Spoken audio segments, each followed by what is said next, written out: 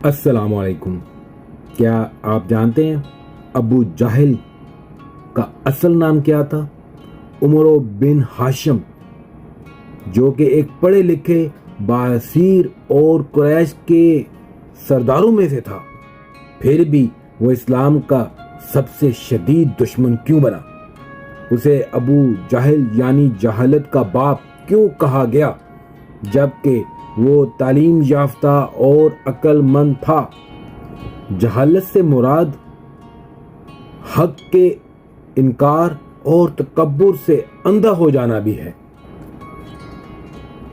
ابو جہل جانتا تھا، قرآن کو سن کر جانتا تھا کہ یہ عام انسان کا کلام نہیں، لیکن وہ ایمان لانے کو سیاسی شکست سمجھتا تھا.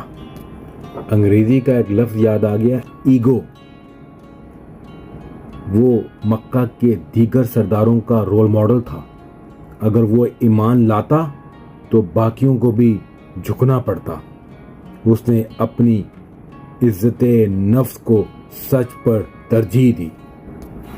ابو جہل کو غزوہ بدر میں مارا گیا اور اسلامی تاریخ میں وہ فرعون نے امت کہلایا.